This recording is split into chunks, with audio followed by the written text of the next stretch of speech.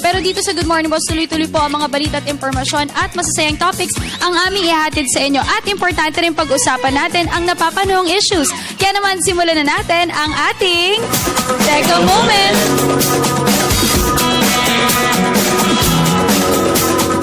Alright, para sa ating Teka Moment, are you planning an out-of-the-country Christmas trip? Naku, wag sosyal. Siyempre, bongga. Dahil minsan lang naman po talaga mangyari to sa isang taon. Kaya naman, paghandaan na natin, sinasabi nila meron daw top 12 cities in the world na maaari ninyong bisitahin na talaga nga namang napakaganda at hindi nyo makakalimutan. Para sa una nating top 1, Amsterdam, Netherlands. Beautiful Canal in Amsterdam, UNESCO Heritage Site. Nandyan din pumapangalawa ang Prague, Czech Republic, kung saan meron sila mga Christmas market sa kanilang Old Town Square in Prague. Number 3 po ang Alsace, France. Ito po ay may Christmas time sa Alsace, France. Talaga nga naman napakaganda dahil makikita nyo yung magaganda nilang mga ilaw sa gabi.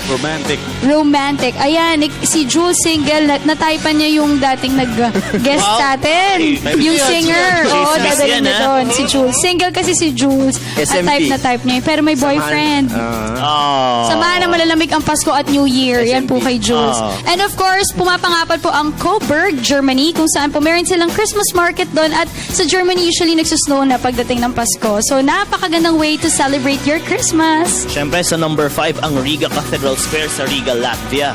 Number 6 naman, ang Christmas time at the Old Town of Warsaw in Poland na pinapailaw tuwing gabi.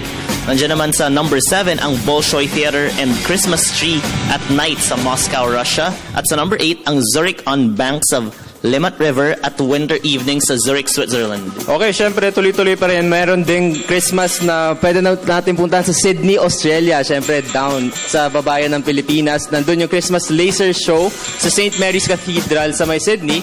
Nandun din syempre naman sa Tokyo, Japan. Christmas illumination in Tokyo. Isa raw to sa pinaka magaganda sa buong mundo. So yan yung Christmas illumination sa may Tokyo. Tapos mapunta naman tayo sa Amerika, sa San Francisco, California. San Francisco City Hall illuminated by Christmas lights. Maganda ang City Hall nila. Puno ng Christmas lights. At yung susunod, nakapunta ako dyan. Ang ganda dyan. Ka dyan. Central Park sa may New York. Wow. So, May namimiss snow mo na ba rin. yan?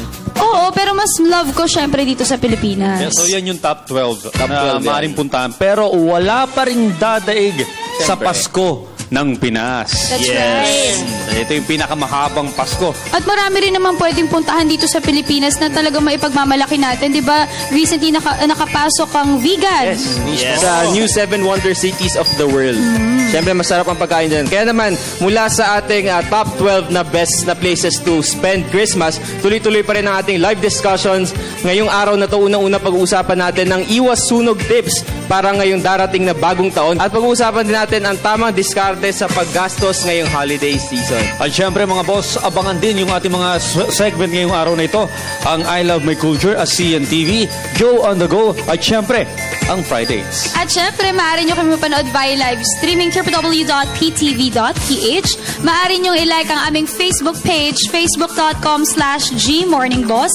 I-follow po aming Twitter account at gmorningboss. At bisitahin na rin ang aming YouTube page, PTV Space PH. Kaya dyan lamang po kayo dahil magbabalik pa ang Good Morning, Boss!